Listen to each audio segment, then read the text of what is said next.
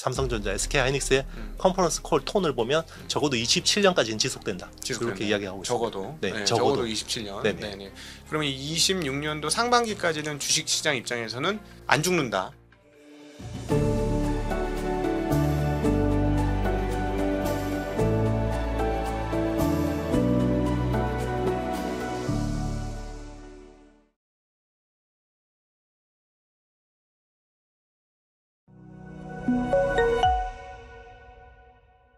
안녕하십니까. 증시각도TV 시청자 여러분, 투자자 여러분 반갑습니다. 네, 삼성전자가 10만원을 돌파하면서 사상 최고치 행진을 해줬고, 하이닉스는 60만원을 돌파한 이후에 한번 숨고르기 조정을 하고 있습니다. 많은 분들이 고점을 찍고 조정을 하고 있기 때문에 이제 진짜 랠리가 끝난 거 아닌가. 그리고 외국인들이 뭐 수조 원대 주식을 팔아제끼고 있고, 특별히 하이닉스는 하루에 조 단위 이상의 매도를 하고 있어서 이게 게임이 끝난 거 아닌가 하는 우려감이 있는데요.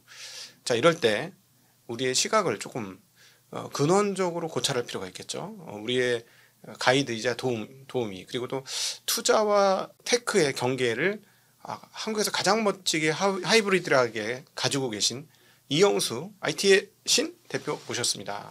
대표님 어서 오십시오. 네, 안녕하십니까. 네, 안녕하십니까. 아니 디램 가격이 왜 이런 거예요? 이게 진짜 이거는 뭔가 좀 잘못된 거 아닌가 할 정도로 이거 거의 미쳤던데. 맞습니다. 네. 한 달 만에 100%가 이게 웬 말인가. 네, 그러니까. 네. 일단 유통시장, 특히나 이제 메모리 반도체 유통시장은 거의 패닉 상태인 것 같아요. 그죠. 패닉도 이런 패닉이 없을 것 맞아요. 같은데. 패닉 바잉이라고 봐야 될 것 같고요. 네. 이제 그러면 여기서 뭔가 이게 완화가 되려면 공급업체들이 우리가 대규모로 짓겠습니다 이라고 해야 되거든요. 근데 지금 공급사들이 그럴 생각이 별로 없어요. 아니 그러니까 일단 뭐 하이닉스는 일단 공간적으로 이제 한계가 네네. 있어서 네네. 용인 클러스터 할 때까지 뭐 공간적 여유가 이천도 꽉 찼고 뭐 청주도 꽉 찼고 그러니까 이천 공장 지나 보면 별로 질 데 없어 보이거든요. 제가 그 고속도로 옆으로 지나가다 보면. 그 약간 그 부분 좀 이해하는데 왜 삼성은 왜 안 하느냐? 왜냐면 커머디티의 왕자께서 공간도 좀 있는 것 같은데 하면 될 것 같은데 떼돈을 벌 것 같은데 왜 그러지? 궁금해요. 그러니까 지금 삼성도 굉장히 지금 전략적인 기로에 서 있는 겁니다. 그러니까 중장기적으로 보면 결국 HBM 같은 커스텀 메모리에 들어가야 되는 거잖아요. 그쪽 시장을 잡아야 되는 게 맞는 거죠. 네네. 그러니까 만약에 상반기 같은 분위기였다 그러면 고민할 게 없어요. 무조건 HBM 돌격 앞으로 해야 되는 겁니다.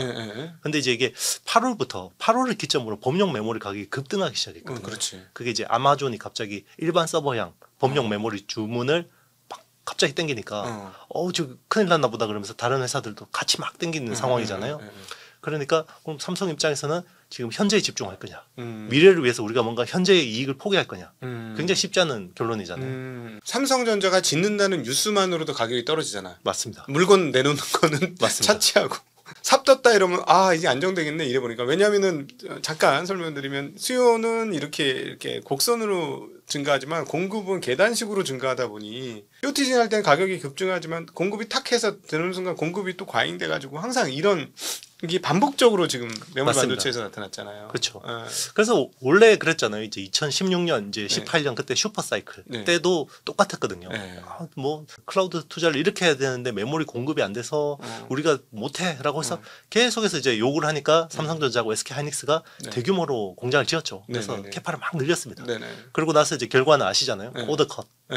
그래서 뭐 이익이 무슨 8분의 1토 막 9분의 1토 막 날 정도로 이제 그렇게. 저는 이제 빅테크들한테 가스라이팅 당했다라고 생각하거든요. 근데 이제 그게 불과 몇 년 전에 당한 거잖아요. 지난 그렇죠. 업사이클에. 이번 21년도 이후도 당한 거 아니야. 맞습니다. 그래가지고 제 기억이 똑똑히 나는 게 하이닉스 그때 재무 담당 그 임원인가가 이제 앞으로 현장에서 아무리 해달라고 해도 함부로 안 하겠다 했던 걸 읽었던 기억이 나요. 너희들이 아무리 설비 증설 투자를 해달라고 해도 자금 집행에 이제 철저하게 보수적으로 하겠다. 근데 진짜 지금 보수적인 거야. 네, 맞습니다. 아니 이 정도면 마진이 HBM 안 만들어도 되겠다. 삼성전자는. 맞습니다. 그게 고민인데요. 근데 지금 삼성전자가 지금 캐파 지금 투자를 계획해놓고 진행하는 것들이 다 원C 디램이잖아요. 그렇죠. 그러면 이제 원C 디램은 범용이 타깃이 아니거든요. 원비가 범용이지. 맞습니다. 그러면 이제 이거를 우리 그러면 HBM 쪽에 약간 그러면 속도를 좀 조절하고 범용 쪽에 당장 돈 잘 되니까 여기 집중하겠어 이렇게 이야기해버리면 일단 시장 가격도 빠질 거고 그러면 이제 또 엔비디아에 못 들어가겠네. 네.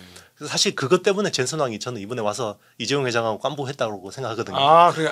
B 가지 마. B 가지 말고 C가 우리가 사줄 테니까. 맞습니다. 이렇다는 얘기죠. 혹시나 지금은 이제 그쪽으로 만약에 HBM 쪽으로 만약에 삼성이 약간 톤다운을 한다 그러면 엔비디아 입장에서 굉장히 큰일 나는 상황이고 지금 마이크론은 이미 지금 약간 이탈하는 분위기거든요. 왜 이탈? 왜냐하면 마이크론은 사실 미국 기업이잖아요. 네네. 그러니까 미국 기업 아시겠지만 주주의 가치가 최우선적인 회사잖아요. 네네. 그리고 미국 같은 그 거버넌스 체제에서는 이사회에서 네. 당장 이거 범용 메모리 놔두면 50% 이익이 나는 게 확정적이에요. 네네네. 그런데 HBM을 전환하면 하이닉스하고 박터길 측에 싸워야 되고 네. 수율이 잘 나올지도 장담 못하고 그러면 이제 이익이 우리가 기대할 수 있는 이익이 훨씬 더 떨어질 수 있죠. 금을 팔아도 금을 만드는 거야. 그렇죠. 사실상 맞습니다. 지금 상황은 DDR HBM으로 전환하면 금을 팔아도 금을 만드는 건데 어떤 금이 수익률이 좋을지는 맞습니다. 지금 잘 몰라, 그죠? 확률적으로는 지금 금이 더 낫겠죠. 범용이 그냥 안정적이겠죠. 그렇지. 앉아서 돈 버는 거니까. 맞습니다. 아저씨 그냥 돈 내고 갖고 와요. 이러면 그냥 맞습니다. 마진 그냥 50% 딱 내고 알아서 갖고 와는 구조니까. 그렇죠. HBM으로 전환할 경우에는 하이닉스보다 깎아서 들어가야 돼요, 가격을. 그렇죠. 만약에 이제 설령 엔비디아가 그러면 니네 하이닉스하고 똑같은 가격으로 사줄게 라고 할 리도 없겠지만 만약에 그렇게 한다고 해도 규모의 경제에서 하이닉스하고 경쟁에서 밀리고요. 그다음에 DDR을 얼마나 바스라트리면서 쌓아야 되겠어. 맞습니다. 그렇죠. 그렇죠. 아무래도 수율이 하이닉스보다는 떨어질 테니까. 훨씬 떨어지고요. 그리고 하이닉스가 무서운 게요. 하이닉스가 지금 생산하는 그 우리가 MR 머프라고 하는 라인 있잖아요. 그게 감가상각이 3년째가 돼가요. 거의 끝나간다는 말씀이시죠? 장치 산업에서 사실 감가상각이 간다라는 건 얼마나 무서운 거예요. 현금 흐름이 미친다는 얘기지. 맞습니다. 그다음부터는. 근데 이제 삼성전자하고 마이크론은 이제 감가상각이 시작입니다. TCNCF가 이제 시작이잖아요. 네네. 그 이사회, 그 미국의 주주들 입장에서 어떻게 생각할 거냐는 거죠. 아니, 당장 돈 되는 거 해. 그리고 이제 그 경영진들의 자기 인센티브와 연봉이 결국 그 성과에 따라서 결정이 되는데 우리가 미래 성장 동력을 위해서 단기 이익을 포기하겠습니다. 쉽지 않죠. 미국의 거버넌스에서는. 근데 우리나라는 가능하죠. 재벌이 지배하는 아주 소수의 지분으로 이제 그 그룹을 지배하는 체제잖아요. 그리고 재벌이 당장 우리가 이 50% 이익을 포기하고 미래를 위해서 배팅하겠다. 이게 되잖아요. 지금 말씀하신 거가 정말 딱 들어오는 게 최근에 이틀 전 뉴스인가요? 하이닉스가 드디어 HBM4 엔비디아 납품권에 대해서 가격 협상이 진행된 것 같습니다. HBM3E에 비해서 50% 단가 상승. 깜짝 놀랐어요. 그렇죠. 그러니까 불과 몇 달 전만 해도 이거 뭐 거의 플랫하다. 맞아. 거의 그 얘기 못 올리기 맞아. 그렇게 이야기를 했었는데 그게 이제 풀스토리를 말씀드리면 제가 이제 증시각독에 나와서 말씀드린 적도 있지만 엔비디아가 4월에 구매 담당 헤드가 바뀌었어요.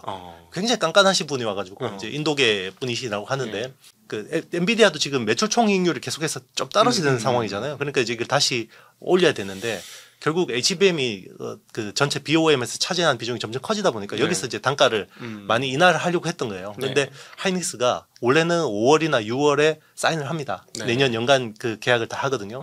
그 물량하고 가격을 하는데 버틴 거죠. 깐깐하게 하니까 네네. 더 깎아달라니까 차일피일 미룬 거죠. 맞습니다. 뭐 조금 저희 조금 생각해 볼게요. 이러면서 생각해 볼게요 정도가 아니라 저희 못합니다라고 버틴 거죠.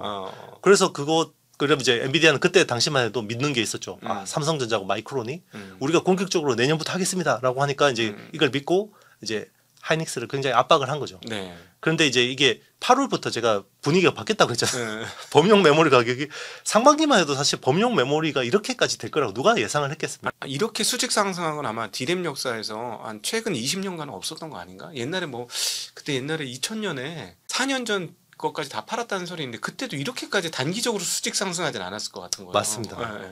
그러니까 이제 그러면 삼성전자하고 마이크론이 상반기 때하고 지금 분위기가 다른 거잖아요. 그러면 이제 슬슬 우리가 HBM 쪽으로 열심히 하겠습니다라는 게 톤이 점점 톤 다운이 되고 그래서 이제 그 하이닉스는 버텼고 이번 이제 컨퍼런스 콜 3분기 실적 컨퍼런스 콜에서 우리 사인했습니다라고 했잖아요. 그래서 이제 50% 올렸다라는 이야기가 나온 겁니다. 그러니까 협상에서 그냥 완패한 거죠. 엔비디아. 하이닉스한테. 그래서 이번에 최태원 회장 안 불렀지 않았을까 깐부. 맞아. 왜 안 갔지? 나도 그게 이상했었는데 분명히 서로 그 최태원 회장이나 정의선 회장이나 그 이재용 회장 서로 친할 것 같거든요. 물론 이제 약간 경쟁사이긴 하지만 어려서부터 같이 자랐을 테니 뻔하게. 친하지 않을 리가 없을 텐데 이상하다. 그러니까 뭐 에이펙 때문에 바쁘셔서 못 갔다 그러는데 뭐 네. 이재용 회장은 한가합니까? 뭐 정의성 회장은 한가해요? 그렇죠. 다 네. 젠순왕이 부르면 가는 거죠. 네, 사실. 네, 그런데 네. 이제 저는 이제 이게 철저한 계산이었다고 생각하고 결국 네. 이 젠순왕 따님이 마케팅 전문가라고 하고 그 네. 깐부라는 키워드를 알고 하셨더라고요. 오징어 게임에서 네. 깐부가 어떤 의미고 이제 그거를 가지고 그리고 다 공개할 수 있게 사람들 볼 수 있게 이제 이벤트를 한 건데 네. 예. 그래서 저는 이제 여기서 젠슨왕이 메시지를 주는 거다. 이제 26만 장의 GPU를 선물로 주면서 이제 메모리가 굉장히 중요하니까 잘 협력해야 되고 그리고 피지컬 AI가 이제 우리가 앞으로 더 많이 이제 아주 긴밀한 협력을 하겠다라고 저는 메시지를 준 거라고 생각합니다. 아 그럼 메모리 입장에서 그 깐부 회동을 생각을 해보면 우리가 GPU를 줄 테니 너희들 안정적으로 메모리를 공급해 준다는 약속을 해라. 맞습니다. 예를 들어 정부 너희도 보증을 좀 해라 라는 게 뒷단에 어딘가에 글이 쓰여져 있을 가능성이 있다. 일반인들한테는 절대 공개가 안 되겠지만 저는 그런 가능성이 충분하다고 생각합니다. 네. 그러니까 AI 혁명이라는 게 2022년 11월에 시작됐잖아요. 네네. 그때 이후로 메모리가 이렇게 주인공으로 부각된 적이 없었죠. 그렇죠. 항상 네. 그 뒷다리였지. 네. 네. 그때는 사실 제일 중요한 게 제조에서는 파운드리였고 TSMC가 네. 제일 중요했죠. 네. 그래서 젠슨왕이 허군날 이제 대만은 가는데 그 옆에 있는 한국은 잠시도 안 들렀단 그렇죠. 말이에요. 네. 그리고 옛날 뭐 이런 얘기 들렸잖아. 옛날에 삼성전자한테 뭐 해달라고 했는데 그 뭐 예를 들어 뒷방 늙은이 취급당해서 열받아가지고 삼성한테 네. 대한 억한 심정이 있다. 뭐 이런 얘기도 막 들리고 막 그랬었잖아요. 그래서 이번에 그 어리고 오만했다라고 이야기했잖아요. 이재용 회장한테. 나도 그 얘기 듣고 되게 그 정도로 어렵진 않았을 것 같은데. 네. 그리고 아버지 들먹이면서 맞습니다. 아버지하고 해가지고 이렇게 한 거 당신은 그때 어렸어. 뭐 이거는 약간 이 아시아적 감성인 것 같아. 그렇죠. 너 형이니까 너 형 말 잘 들어. 뭐 이런 느낌. 나도 왜 굳이 뭐 저런 얘기를 왜 하지? 술 먹고 업돼서 그렇긴 했을 수 있으나. 그렇죠. 네. 그래서 저는 이게 AI 혁명에서 이 메모리 반도체 특히나 네. 우리나라한테 굉장히 중요한 변곡점에 왔다라고 생각해요. 네. 우리가 엄청난 카드를 지게 된 거고요. 네. 이거를 어떻게 활용하는지에 따라서 네. AI 혁명의 후반부가 결정될 거라고 생각합니다. 네. 네. 그 만약에 진짜 AI가 향후에 한 10년 있어서 정말 세상에서 뭐 온라인 인터넷처럼 중요한 수단이 된다면 현대차가 논았네 그러면. 그럴 수 있습니다. 삼성은 삼성 SK보다 현대차가 논았어. 삼성 그러니까 SK는 당연히 받을 수 있는 사람들이고. 맞습니다. 그렇죠. 그러니까 이제 그 기존의 레거시 네. 브랜드, 그러니까 전통 자동차 업체들 중에서 지금 현대차가 제일 좋은 포지션이에요. 네. 그렇죠. 네. 테슬라하고 뭘 한번 해볼 수 있는 그렇지. 예, 네. 그 어떤 계기를 마련했다고 볼 수 있어요. 네. 그러니까 그 국내 인재만 잘 그러니까 즉 미국 캘리포니아에 간 친구들보다 저렴하게 일해줄 수 있는 사람만 잘 확보하면 지금 유통업체들이 거의 패닉인데 이 패닉은 결국은 그 제가 이제 그림을 그려서 상상의 나래를 펴보니까 사실 유통업체가 제일 그 삼성전자한테는 중요한 파트너였잖아요 그 동안에는. 그렇습니다. 여기서 말하는 유통업체는 도매 유통업자니까 그렇죠. 뭐 대만의 누구 뭐 이런 네네. 식이 되니까 엄청나게 큰 손인데 얘네들이 지금 딸을 당한 거야. 이런 적이 거의 없었다고 해야 되겠죠. 그 딸을 받은 건 결국 CSP, 그러니까 세계 1등 기업이라고 할 수 있는 이 동네에서 세계 1등 기업인 뭐 AWS, 그러니까 아마존 이런 데서 접근을 하니까 직거래를 해버리는 그러니까 거죠. 이 대단한 사람들이 네. 쭈그러진 거야. 사실상 이게 사실상 이 대만 재벌이나 마찬가지일 텐데 이 사람들이. 그렇죠. 언제까지 갈까요? 이거는 그냥 답 없는 얘기를 제가 물어보는 네. 건데 이게 도대체 아무리 생각해도 말이 안 돼 이 상황들은. 그럼 설비 증서를 끝까지 안 할까? 증설을 할 겁니다. 그렇죠. 네. 안 할 수가 없겠죠. 증설을 할 건데 일단 저는 그러니까 이게 굉장히 지금 중요한 변곡점이라고 이야기한 게 10월 고정 거래 가격 이제 그 지난 10월에 해야 되죠. 네. 근데 지금 스팟 가격이 100%가 튀었어요. 한 달 만에. 네. 그러면 이제 고정 거래 가격을 그럼 스팟 가격에 준해서 하자 그러면 할 수가 없잖아요. 그렇죠. 그렇지. 이거는 허상이야. 신기로야. 이건 말도 안 돼. 네. 이럴 거야. 분명히. 그렇죠. 적어도 좀 과하다. 그러면 이제 공급하는 회사들 입장에서 어떻게 해야겠어요? 그래. 저거 그럴 수도 있겠네. 그러면 자, 이번에 우리가 그러면 거래 관행을 바꾸자. 예. HBM처럼 커스텀식으로 다 D램을 맞습니다. 팔겠구나. 그래서 이번에 LTA라고 하는 롱텀 어그리먼트를 하려고 하는 거예요. 법령에다가. 그래서 일단 10월 계약 가격 일단 스탑하자. 그리고 그거를 10월 계약 가격을 11월에 지금 진행을 하려고 하는 거죠. 그렇죠. 10월 달에 고지를 했어야 되는데 맞습니다. 고지 안 하고 지금은 발 뺀 거죠. 맞습니다. 지금 그 장기 계약을 하려고 그러는구나. 네. 그러니까 지금 자, 여러분 보셨죠? 18달러, 19달러 보셨죠? 자, 오케이. 깎아줄게. 10달러 갑시다. 뭐 이런 개념인 거잖아. 맞습니다. 대신에 이제 6개월이나 1년 단위로 하자. 앞으로 1년간 10달러 콜 하시는 분들만 물량 드려요. 뭐 맞습니다. 이런 거. 그렇죠. 그걸 받고 나면 이제 설비 증서를 할 수 있다는 얘기죠. 맞습니다. 10달러 고정이 됐으니까. 그럼요. 그러면 기존하고 뭐가 다르냐? 기존에는 우리가 수요를 어느 정도 예상을 하고 거시경제도 예상하고 우리 동물적인 감각으로 배팅을 한 거예요.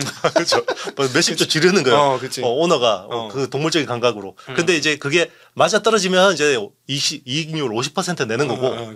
그게 만약에 안 맞아 떨어지면 이제 공급 과잉 와서 그냥 리스크를 떠안는 겁니다. 네, 기존에는 그게 메모리의 숙명이었어요. 숙명이었죠. 네, 그런데 이제는 주문 받아놓고 하니까 이제 캐파 증설이 곧 실적 증가로 이어지는. 그게 딱 TSMC하고 똑같은 비즈니스 구조로 가는 거죠. 아, 그러고 보니까 지금 말씀하시는 걸 듣다 보니까 오히려 지난번 삼성전자 적자가 삼성전자한테 약됐네 지금요. 그럼요. 네.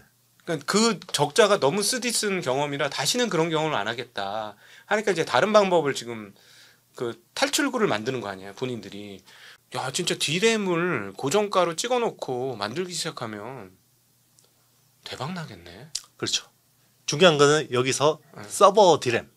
일단 이제 제품별로 보면 이제 B2C를 그렇게 하기는 쉽지 않아요. 근데 이제 일단 서버향인 이제 서버용 D램 그리고 이제 서버에 들어간 스토리지 있잖아요. 엔터프라이즈 SSD. 자, 요거는 이번에 잡겠다. 그러니까 공급 업체들이 자, 이번 기회에 서버향으로 들어가는 D램하고 스토리지는 장기 공급 계약으로 맺어버리자. 자, 이게 이제 지금 공급 회사들의 야망입니다. 하기야 그 지렛대가 많은 게 샘 얼트만 와가지고 불을 싸질러 주셨죠. 90만 장 이러면서 말도 안 되는 수량을 지금 얘기하면서 뭐 그러면 저희 오픈 AI야 팔던가요. 뭐 이렇게 되는 거 아니야. 그럼요. 그게 사실 작년만 해도 샘 올트먼이 뭐 반도체 7조 달러 투자한다 그랬을 때 다 저걸 뻥을 저렇게 치냐. 그렇지. 지금은 이제 7조 달러 그럴 듯하다고 생각하지 않습니까? 그러니까 미래를 내다보는 사람이었던 거예요. 그러니까 좀 당황스럽긴 해요. 그렇죠. 네. 지금도 뭐 자꾸 사기꾼 뻥쟁이 그러니까 이제 SNS에서 막 장문의 글을 썼더라고요. 나 절대 사기꾼 뻥쟁이 아니고 그러면 전 세계에 나랑 이야기하는 뭐 젠슨왕, AMD 리사수, 순다르 피차이, 뭐 마크 저커버그 저 사람들이 다 바보라서 나한테 당한 거냐. 전 세계 지도자들이. 그렇게까지 그러셨어요? 예, 이제 한 맺혔구나. 그러니까 맥락이 그런 거죠. 그럼 내가 사기꾼이면 저 똑똑한 사람들 나한테 다 당한 거야. 그럴 가능성이 없죠. 그렇죠, 그렇죠. 여러 가지 지렛대가 생겼고 그 다음에 이제 수량을 확정해 놓고 그 수량 대비 조금 더 많은 물량을 증가시키는. 맞습니다. 그런 개념으로 가겠네. 그렇죠. 이제 파운드리처럼 이제 메모리를 파는 거죠. 그렇지. 그러면 역시나 그렇게 되면 의외로 삼성전자가 가장 유리해지네요. 그럴 수도 있습니다. 이 시점에서는. 왜냐하면은 공간이 많이 있고 가장 빨리 지을 것 같은데. 그렇지 않습니까? 근데 사실 삼성전자도 지금 막 상대적으로 좀 낮긴 한데요. 그러면 이제 제가 앞전에 말씀드린 것처럼 삼성전자의 지금 전략을 완전 바꿔야 돼요. 그러니까 원시 쪽에 지금 집중을 해서 HBM 쪽으로 원래 생산을 늘리는 게 기존 계획이 아니었잖아요. 그러면 HBM의 당초 어떤 공격적인 영업 목표를 낮추고 원피를 다시 또 늘려야 되는. 그러니까 공장 약간 지금 공간 여유 있는 거를 원시로 돌리지 않고 원피로 돌려야 된다. 맞습니다. 쉽지 않은 판단인 거죠. 일반인의 관점에서 문의를 한번 드려보면 그냥 원시 D램을 조금 비싸게 팔면 안 되나? 그건 안 되는 건가? 그러니까 원시 D램은 그냥 HBM 향으로 타깃해서 설계를 한 거예요. 이게 이제 범용하고 조금 다릅니다. 그러니까 HBM용 D램하고 이제 우리는 그냥 DDR5 가져와서 HBM 싸우면 되는 거 아니냐 이렇게 생각하시지만 그 설계가 좀 다릅니다. 왜냐하면 TSV 그 공간도 스페이스도 확보해야 되고 이제 이게 다른 제품이라고 생각하셔야 돼요. 이제 전환은 할 수 있는데 그 전환을 하면 다시 되돌리려면 그 사이에 굉장히 많은 어떤 설계 변경, 시간이 필요하고, 그게 녹록지 않은 거예요. 원시는 훨씬 비싸게 만든 D램이라는 맞습니다. 얘기가 나오죠. 그러면은 사실 지금 수율이 한 70% 내외 어디가 얘기가 나오고 있는 거 보니까 사실은 말씀하시는 범용 D램은 한 95% 정도의 수율이 나와야 장사가 되는 거잖아요. 그렇죠. 그런데 뭐 70, 80 해가지고는 물론 앞으로 조금씩 올라가겠습니다만 70, 80% 하면 마진이 굉장히 확보되지 않는 한 그건 에바야. 아무리 비싸게 받아봐야 별로 많이 못 남긴다. 이런 계산이 나오니까 원시를 돌릴 수 없다. 그렇죠. 그리고 회사 차원에서는 이게 단기 성과에 집중할 거냐. 단기 성과에 집중할 거면 원피를 늘리면 돼요. 당장 이익을 많이 뽑아냅니다. 그러면 원C가 또 기술 로드맵이 뒤처지게 되고 그럼 중장기적인 그림을 봤을 때는 SK하이닉스를 따라잡기가 요원해지는 겁니다. 그렇죠. 특히나 HBM 같은 경우는. 그렇죠. 예. 네네. 지금 분위기가 보니까는 HBM이 모르겠습니다. 어떤 새로운 알고리즘, 새로운 뭐 그 어떤 방식이 생기면 갑자기 컴퓨터를 조금 덜 쓰고 양장 컴퓨터는 완전히 아직까지 달라라 얘기니까 그건 끊을 필요도 없는 것 같고 뭔가 이렇게 접근성의 방법, 추론의 방법 이런 게 바뀌어지면 그러면 이제 조금 칩이 좀 덜 쓰일 수도 있으나 그러나 지금 빅테크들이 설계한 거는 컴퓨팅 파워로 그냥 조지겠다. 그걸로 이제 확정된 거고 네, 이 맞습니다. 확정은 최소한 3년에서 5년은 갈 수밖에 없는 거잖아요. 지금은. 그렇죠. 적어도 뭐 내년까지는 AI 캐펙스가 꺾일 가능성은 지금 없는 거라고 봐야 되고 지금 이제 주요 업체들 뭐 빅테크들이나 이제 메모리 회사들 특히 삼성전자, SK하이닉스의 컨퍼런스 콜 톤을 보면 적어도 27년까지는 지속된다. 이렇게 이야기하고 있습니다. 적어도. 네, 적어도 27년. 네네. 네네. 그러면 26년도 상반기까지는 주식 시장 입장에서는 약간 최소, 그나마, 최소 올라가는 거죠. 그나마 좀 보장됐다. 27. 네네. 그러니까 내년도 상반기까지는 안 죽는다. 네. 이렇게 보면 되고 이제 27년 이후까지 보겠네. 그렇죠. 이제 내년 하반기 되면 27년 시장을 쳐다보겠죠. 27년 오히려 그 이후를 보겠네. 그럴 수도 27년 이후 28년을 보겠네요. 그렇겠죠. 네. 엄청 빨리 땡기네, 진짜. 맞습니다. 1년 반을 땡긴 겁니다, 그러면. 거의. 그렇죠. 예. 그러면 이제 그 무슨 생각을 하냐면 이제 그 본주들 공간 조금 더 남았고, 즉 삼성전자 하이닉스는 지금 80조, 70조 얘기가 나와요. 네. 심지어 90조 얘기도 나오고, 70 몇 조, 막 80조, 하이닉스 80조 얘기가 나와. 99조까지 질렀습니다. 노무라가. 내년. 하이닉스를? 네. 삼성전자가 아니고? 네. 하이닉스를 내년 99조까지 질렀습니다. 99조. 네. 그럼 지금 사실 엄청 싼 거잖아요. 그렇죠. 99조면 800조 가야 된다는 건데 지금부터 더블 나야 된다는 얘기인데 그렇죠. 어떻게 보십니까? 이거 너무 지른 거 아닌가 싶기도 하고.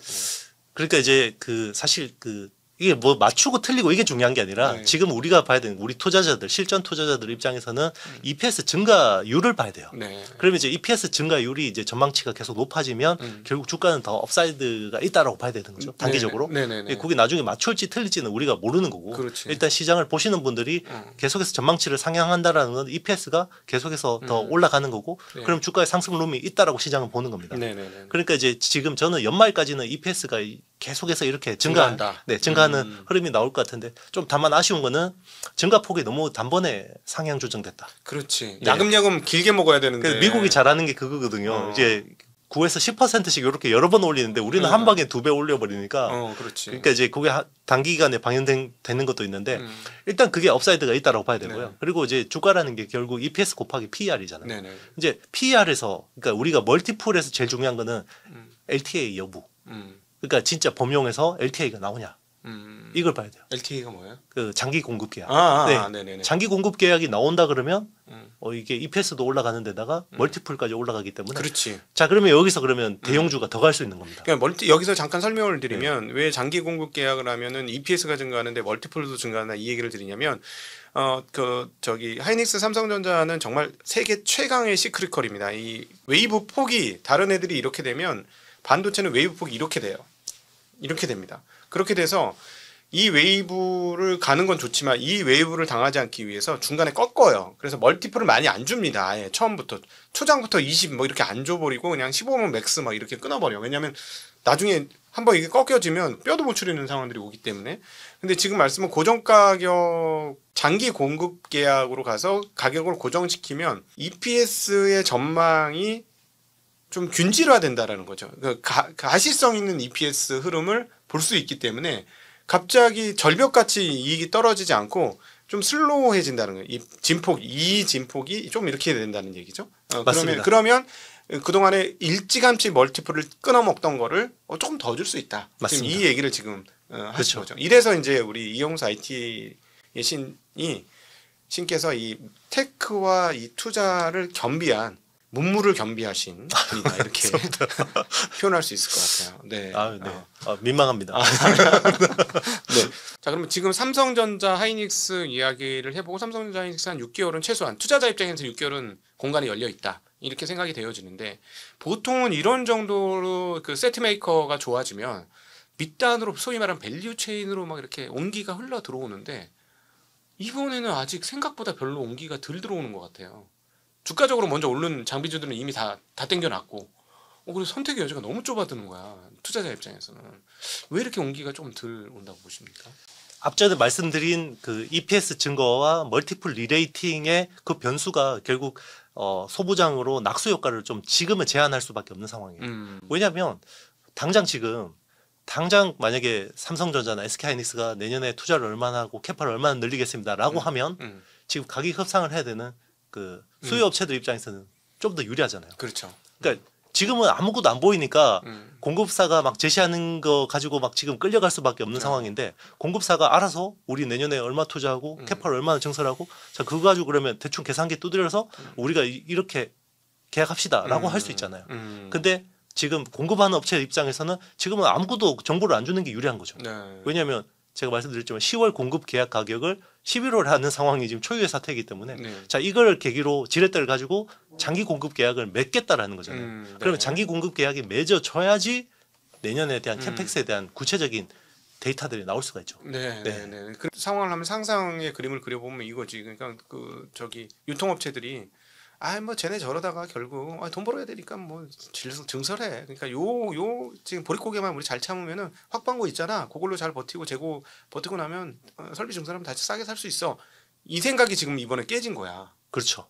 이 미친 가격으로 보건데 이 생각이 깨진 거고 그만큼 얘네 과거하고 좀 다른데? 라는 인식을 했고 과거하고 달라지려고 하는 거고 맞습니다. 예, 그러다 보니까 설비 증설 얘기가 전혀 안 나오니 밑으로 밸류 체인으로 온기가 아직 안 내려오는 상황이다. 맞습니다. 예. 네, 정확히 정리하셨어요. 예. 네. 그럼 결국은 설비 증설 얘기가 나와야 온기가 내려오겠네. 그렇죠. 근데 나는 좀 이해가 안 되는 게 지금 가동률도 별로 안 올라가는 것 같은데. 일단 우리가 메모리 반도체라 그러면 디램하고 낸드 플래시가 있잖아요. 네네. 디램은 사실 이제 가동률이 거의 풀이라고 봐야 돼요. 이미. 이미 그 HBM이든 범용이든 네. 풀 가동 상태라고 봐야 되고 낸드 플래시가 여기 좀 재밌는데요. 네. 맞습니다. 가동률이 아직까지는 풀이 아니에요. 낸드는 사실 어느 정도 그 가동률을 컨트롤해서 가격을 어느 정도 좀 이제 조정하고 있는 측면이 있어요. 네. 그러니까 이제 수요 업체들 입장에서는 이걸 가지고 계속해서 협상을 좀 자기네들한테 유리하게 하려고 하고 있는 거고 공급 업체들은 이제 디램하고 낸드를 같이 해야 되잖아요. 계약을. 이제 그런 부분에서 조금 이제 약간 논란이 있는 거죠. 하기가 사실은 상반기까지 적자 아니었어요? 맞습니다. 근데 상반기까지 적자였어요. 그렇죠. 흑자된 지 얼마 안 됐어 지금. 그러니까 이제 낸드는 사실 그 동안에 뭐 제가 증시각도기 TV 나와서 디램은 확실합니다. 방향성 확실합니다라고 이야기했는데 낸드는 천수답입니다라고 많이 이야기했는데 낸드는 이게 뭐 갑자기 뭐가 좋아질지 모르겠어요라고 했는데 8월에 딱 기점이 바뀐 게 일반 서버 투자가 8월부터 뭔가 터진 거예요. 그러니까 이게 그럼 뭐가 다르냐? 자 기존에는 AI 서버가 계속 좋았죠. 네네. AI 서버가 좋은데 AI 서버가 좋을 때는요 GPU가 제일 수혜를 보고요. 그렇죠. 그리고 GPU하고 HBM이 제일 대박이 나죠. 그리고 디램도 잔뜩 들어갑니다. 네. 근데 전체 서버 가격에서 그 SSD 가격 비중이 AI 서버는 2%가 안 돼요. 네. 그러니까 뭐 이거 뭐 200만 불에 팔았다 그래도 2%밖에 안 돼요. 네네. 근데 일반 서버는 있잖아요. SSD 스토리지 비중이 12%예요. 네. 네, 12%입니다. 네. 그러면 AI 서버 말고 옛날 데이터 센터. 네, 맞습니다. 그냥 우리 클라우드 그냥 데이터 CPU 기반의 서버 같은 경우는. 근데 지금 수요가 8월부터 교체 사이클이 본격적으로 나오고 있잖아요. 아마존, 마이크로소프트 애저, 구글 클라우드 플랫폼 여기서 이제 일반 서버 교체를 시작했잖아요. 그러면 스토리지가 갑자기 ESSD 스토리지 수요가 확 늘고 그리고 AI 추론 수요, AI 추론 수요 때문에 또 스토리지 수요가 확 늘고 그러니까 낸드가 사실 뭐 스마트폰이나 PC용 CSSD 같은 경우는 별로 재미가 없는데 ESSD가 그냥 쫙 하드캐리 해버리는 겁니다. 그러니까 그게 가격을 올린 거죠. 최근에 이제 요거와 관련된 재미난 뉴스가 인텔 그 실적 발표 때 인텔 사장님이 한 얘기인데 지금 CPU도 공급 부족이다. 그래서 아니 설마 그 동네 못난형 인텔이 공급 부족이라고? 웃기는데 근데 그냥 하는 소리겠죠. 근데 실제로 지금 CPU도 좀 거의 맞습니다. 그런 것 같아요. 그러면서 이제 인텔 주가가 완전히 못난이해서 지금 맞습니다. 50% 이상 주가 상승을 했는데 그러니까 결국 그 부분은 지금 말씀하신 거하고 연관해 보면 기존의 데이터 센터가 새롭게 업그레이드 하면서 CPU도 맞습니다. 지금 땡겨가는 거고, 그러니까 CPU를 땡겨가니까 거기에 쓰여지는 SSD가 엄청나게 땡겨가는 거고. 그렇죠. 그러면 또 하나, 기존 AI가 추론 시장으로 갔을 때 SSD 쪽이 폭발할 수도 있다라는 전망에 대해서는 어떻게 보시나요? 맞습니다. 이제 AI 추론이 이제 점점 커지거든요. 이제 우리가 컴퓨팅 파워라고 뭉뚱그려서 이야기하지만 그동안에 AI 혁명 초기에는 데이터 트레이닝, 그러니까 이제 연산 쪽에 집중돼 있는 거예요. 컴퓨팅 파워가. 네. 근데 이제 이게 추론이 이제 점점점 컴퓨팅 파워 비중이 커지거든요. 네. 근데 추론에서 이제 그 컴퓨팅 파워 커지면 스토리지 비중이 점점 늘어날 수밖에 없어요. 그러니까 지금 뭐 일반 서버 특히나 이제 2016년, 18년 때 투자했던 그 일반 데이터 센터 교체 사이클도 있지만 여기에 네. 추론용 AI 그 컴퓨팅 파워 수요도 적지 않다고 봐야 되는 거예요. 네, 네. 그러면 이게 또 적어도 낸드에서 이제 ESSD 쪽의 수요는 앞으로 엄청나게 이제 폭발적으로 증가할 수 있는 거죠. 그럼 역시나 그 ESSD를 잘 준비한 QLC로 잘 준비한 하이닉스가 제일 유리하네요. 제일 유리합니다. 네. 네. 그러니까 삼성전자도 이번 실적 발표 보면 자기네도 이제 QLC 열심히 하겠다라고 네. 하는데 삼성전자의 그 낸드 쪽 상황 어떤지 저 잘 모르는데 한번 아시는 대로 설명해 주시면 좋겠어요. 일단 이제 그 삼성전자는 그 SSD 쪽에서는 세계 점유율 1등이에요. 네. 그런데 왜 상대적으로 ESSD에서 삼성이 잘 못하는 것처럼 보이냐? 왜냐하면 삼성이 기존의 TLC라고 하는 이제 네. 데이터 셀 하나에다가 3비트를 저장하는 네. TLC 기반으로 기술을 집중해 왔어요. 네. 그래서 단수를 높게 쌓는 쪽으로 많이 기술을 집중을 해왔고 여기 하나의 데이터 셀에다가 3비트를 저장하는 요걸 4비트로 전환하는 것에 대해서는 사실 기술적인 중요도를 별로 생각 안 했어요. 근데 하이닉스는 이제 하이닉스가 아니라 이제 인텔의 솔리다임 같은 그렇죠. 경우는 이제 그걸 인수를 했으니까 QLC 쪽에 많은 그 연구 개발 역량을 집중해 왔던 건데 네. 그게 AI 추론용 수요가 폭발하면서 QLC용 ESSD 수요가 폭발하기 시작했고 그렇죠. 그게 이제 대박이 난 거예요. 그래서 네네. 지금 QLC 기반의 SSD 쪽, 그러니까 QLC 낸드 시장 점유율 따져보면 솔리다임, 그러니까 하이닉스하고 솔리다임이 한 36% 정도 되고요. 1등이네. 네, 삼성전자가 9%밖에 안 됩니다. 그렇구나. 그리고 최근에 삼성전자가 이제 9세대, 지금 이제 9세대 낸드가 상용화된 것 중에 최신 버전이거든요. 네. 근데 그럼 9세대 QLC를 내놔야 되잖아요. 네. 그게 지금 약간 문제가 있어서 내년 상반기로 지연됐습니다. 그러니까 그 사이에는 QLC 낸드는 또 하이닉스밖에 네, 없다. 물론 이제 마이크론도 한 16% 정도 하긴 하는데 네. 하이닉스 특히 솔리다임이 여기서는 압도적입니다. 그렇구나. 네. 근데 어떻게 보세요? 그 앞으로 우리 이제 카이스트 김정우 박사님께서 뭐냐면은 HBM 다음으로 HBF가 뜬다 그러면서 플래시 메모리도 적층 간다. 네. 그렇게 해서 옆에 붙여줘야 추론이 더 원활해지고 돈도 덜 든다. 그러니까 당연히 그렇게 할 수밖에 없을 거다. 뭐 이렇게 얘기하는데 그러면 이제 많은 분들이 그럼 뭐 낸드도 그러면은 디램 HBM처럼 되는 거야? 막 이런 상상을 하는데 조금 결이 좀 다를 것 같은데 어떻게 보십니까? 그렇죠. 이거는 이제 사실 AI 발전이 어떤 흐름으로 가는지가 되게 중요한 것 같아요. 네. 그러니까 그 우리가 메모리라 그러면 디램 같은 경우는 읽고 쓰는 속도가 굉장히 빠르잖아요. 네네. 근데 얘는 휘발성이고 네. 낸드 플래시 같은 경우는 비휘발성이긴 한데 네. 얘는 속도가 느려요. 읽고 쓰는 속도가 되게 느리거든요. 네네. 그러면 이제 만약에 지금은 우리가 뭐 이 데이터를 AI가 뭔가 처리하는 데 있어서 뭐 빨리 자주 불러들이는 건 핫데이터라고 하죠. 그러니까 핫데이터는 제일 가까운 데 갖다 놔야 돼요. 그래서 HBM에다가 갖다 놓고 조금 이제 요거보다 핫데이터보다 조금 덜 뜨거운 거는 네네. 이제 디램에 갖다 놓고 네. 그리고 아주 차가운 거는 콜드 데이터는 그냥 저기 하드디스크 드라이버에다가 박아 놓으면 되는 거거든요. 네네. 그러면 이제 약간 요 핫 데이터와 콜드 데이터 사이에 웜 데이터라고 하면 약간 하이브리드 형태 네. 그런 쪽에 캐시 메모리가 많이 필요해진다 라고 하면 HBF가 굉장히 유용할 수가 있는 거죠. 네네. 디램보다 속도는 느리지만 데이터 용량은 훨씬 더 싸게 만들 수 있는 게 HBF이기 때문에 네네. 대신에 이제 일반 낸드보다는 HBF가 훨씬 비싸겠죠. 당연히 그러겠죠. 근데 이제 또 한편으로 생각하면 이 약간 요게 비슷한 컨셉이 언제 있었냐면 그 예전에 인텔하고 네. 그 저기 마이크론이 네. 3D X 포인트라는 메모리를 개발한 적이 있었어요. 네. 그러니까 그게 뭐였냐면 상부연화 메모리였는데 낸드보다는 속도가 빠르고 네. 디램보다는 싸다 이 컨셉이었거든요. 네. 비슷하죠 지금하고. 근데 이제 이게 되게 애매했거든요. 왜냐하면 반대로 이야기하면 디램보다는 속도는 느리고 낸드보다는 비싸다라는 거거든요. 그렇죠. 그래서 결국 이게 상용화가 안 됐어요. 근데 그거는 이제 컴퓨팅의 어떤 그 발전이 그게 필요 없는 쪽으로 진화했기 때문에 그렇거든요. 그렇죠. 예. 근데 똑같습니다. HBF라는 게 중요한 게 아니라 네. 지금 생성형 AI 모델을 개발하고 데이터 센터를 꾸리는 업체들이 이게 만약에 필요하다라고 하면 이제 여기서 대박이 날 수가 있는 건데 이거를 우리 하드웨어를 하는 우리가 뭔가 드라이브를 해서 되는 게 아니라 네. 저기 소프트웨어를 하는 애들이 그렇지. 이게 필요해져야 돼요. 그게 이제 그렇게 돼야지 우리가 뭐 CX를 팔든 네. HBF를 팔든 하는 건데 아직까지는 그거는 이제 가시적이진 않다. 하기야 네. 뭐 우리는 CXL 팔고 싶었는데 그 지금 엔비디아에서는 소캠을 들고 나온 거니까. 맞습니다. 그렇죠. 네. 예. 자기네 방식대로 가겠다 그런 거고. 그렇죠. 네. 그리고 저희 그 메모리 업체 특별히 삼성전자가 고정한 거는 사실상 이렇게 빠르고 이렇게 많은 양이 갑자기 필요할 거라고 하는 상상력이 조금 부족했던 거죠. 삼성전자가. 맞습니다. 예. 전략적 판단을 잘못한 거고. 그렇죠. 그러니까 이게 어디서 터질지 몰라요. 어느 구름에서 비가 올지 모르니까 네. 여러 가지 기술들을 일단 옵션으로 준비해 놓는 건 되게 중요한 것 같아요. 네. 그래서 만약에 갑자기 필요해지면 이게 여기서 대박이 날 수 있는 거고요. 네. HBM은 뭐 이렇게 대박 날 줄 누가 알았겠어요. 네네네. 이게 뭐 생성형 AI 모델이 나올지 그걸 누가 예측을 했겠습니까? 네네네.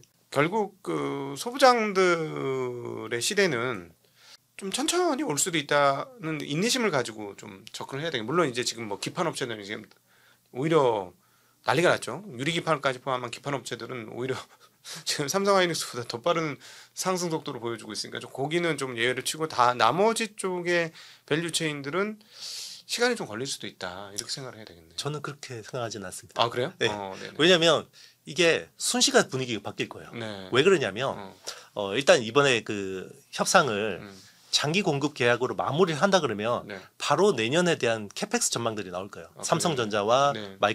하이닉스, 마이크론도 마찬가지죠. 네. 자, 그 회사들이 그러면 12월쯤 되면 내년 사업 계획을 세팅을 하거든요. 네. 그리고 지금 뭐 캐펙스 같은 경우는 대충 윤곽은 나왔어요. 삼성전자는 반도체 쪽에 한 50조, 약간 50조 정도 안 되는 정도 수준에 여기는 이제 메모리뿐만 아니라 이제 파운드리까지 네. 포함한 거고요. 그리고 SK 하이닉스 같은 경우는 아마 이 연간으로 제일 많이 해도 10조 후반대였어요. 네. 한 18조 정도가 하이닉스가 연간 캐펙스 최대치였거든요. 네네. 근데 내년에 아마 한 30조 중반까지 할 것 같아요. 거기에 대해서 디테일이 나올 거예요. 연말에. 그럼 디테일이 나오기 시작하면 시장은 소부장이 되는구나 라고 해서 급하게 지를 겁니다. 네네네네. 근데 그게 어떤 방향으로 투자될지는 아직 몰라요. 네네. 그거는 지금 이제 계약을 수요 업체들하고 계약을 어떤 식으로 진행하는지에 따라서 이제 그게 굉장히 가변적이라는 거는 분명하죠. 네네네. 아 어찌 되었거나 지금 뭐 그 반도체만 보면 뭐 시장이 어떻게 가든지 이 비즈니스는 엄청 단단한 상황이다. 일단 최소 6개월 정도 볼 수는 있겠네요. 네, 일단 저는 반도체 업사이클은 적어도 내년 상반기까지는 일단은 굉장히 좋을 거라고 보고 있고 네. 특히나 지금 시장이 최근 며칠 흘러내리니까 뭐 이런 말씀 드릴 분위기는 아니지만 연말에는 굉장히 뜨겁게 소부장 랠리가 올 수 있다 생각합니다. 네네. 네. 지금 지금 슈퍼 사이클 얘기하시는데 느낌으로 반도체 오랫동안 공부를 해보시고 옆에서 현장에서 직접 보신 입장에서 어느 정도 슈퍼 사이클이라고 보십니까 이번 슈퍼 사이클은? 저는 이거는 2016년, 18년 때보다 더 뜨거운 것 같아요. 네. 본 적 없는 사이클입니다. 이 사이클. 그리고 이렇게 업사이클이 중장기로 이어지는 것도 처음이에요. 그러니까 보통 반도체 업사이클이 2년에서 2년 6개월이 지나면 끝나거든요. 그래서 원래 2023년부터 올랐으니까 사실은 올 중순부터 이게 사이클상 꺾이는 게 맞거든요. 네네네. 근데 이게 지금은 AI 인프라 쪽에서 수요가 더 폭발적으로 증가해서 사이클이 늘어지고 있는 상황입니다. 네. 적어도 1년은 더 지속되는 거죠. 그러니까 기존에 그 4년 주기설 있잖아요. 네네네. 2년에서 2년 6개월은 업사이클, 1년에서 1년 6개월은 다운 사이클. 네. 그 사이클도 아마 폐기되지 않을까. 근데 사실은 이번에 네. 다운 사이클이 조금 더 길었지 않아요? 그 과거 평균보다도 21년 이후로 계속 하향했으니까. 그 이제 코로나 변수가 있긴 했는데, 네. 근데 AI 사이클은 계속 좋았어요. 그렇죠. 그 계속 사이에. AI 사이클은 한 번도 나쁜 적이 없었어요. 맞습니다. 그러니까 네. AI는 계속 좋았고 그 동안에는 이제 범용, 특히나 이제 B2C 쪽이 사이클이 안 좋은 거였는데, 네. 이게 이제 변수가 8월에 이제 일반 서버 사이클이 여기서 터지면서 중첩이 되니까 네. 이 사이클이 이제는 예전에 그 툴이 하나도 안 맞는 그렇죠. 거죠. 그러니까 주기설, 그러니까 순환설, 뭐 이게 너무나 2년 상승, 1년 반 하락, 2년 상승, 1년 반 하락 이걸 거의 그래서 4년에 한 번씩 그걸 뭐 교과서 공식대로 수학 공식처럼 이렇게 머리에 딱 박아놨는데 맞습니다. 이번에 이미 깨진 거야 이 부분은. 깨졌죠. 네. 그죠? 왜냐하면 네. 왜 그러냐면 AI의 규모가 소비자 단. 네, 소비자 디바이스 단 소위 말해서 휴대폰, 뭐 무슨 컴퓨터, 노트북 이거보다 사이즈가 더 커졌기 때문에 맞습니다. 예.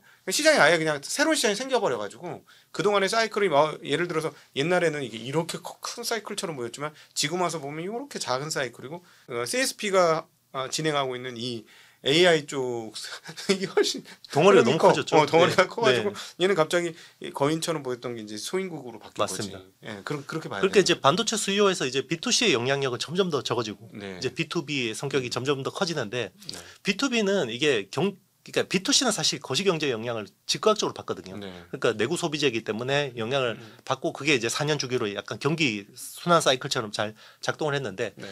지금 B2B 같은 경우는 인프라거든요. 네. 그리고 특히나 이거는 내가 여기서 이탈하는 순간 죽는다라는 공포감이 있어요. 빅테크들이. 네. 그러니까 이게 군비 경쟁은 사실 네. 경기가 좋든 안 좋든 어쨌든 해야 되는 거거든요. 네. 그러니까 그게 결국은 기존의 사이클하고 안 맞아 떨어지는 네. 위기가 아닌가 생각합니다. 맞아요. 지금 경기 전체를 읽을 때도 AI로 인해서 과거 데이터하고 안 맞는 게 너무 많은 거죠. 미국이 경기가 좋은 게 그럼 소비가 좋아서 좋아?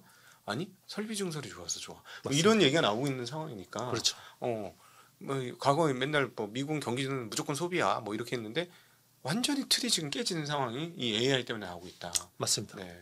올해 경제 성장률에서 미국의 AI 투자가 영향이 40%고 지금 우리나라 같은 경우도 반도체 수출이 사실 우리 경제에서 미치는 영향이 절대적으로 커지고 있잖아요. 그래서 제가 이제 내년도 한국 경기 좋습니다 이러면 무슨 근거로 그런 얘기를 하냐 막 힐난이 들어와요. 그렇죠. 그래서 아니 이분들이 지금 반도체가 돈을 얼마나 버는지 계산을 한 번도 안 해보셨나 보네.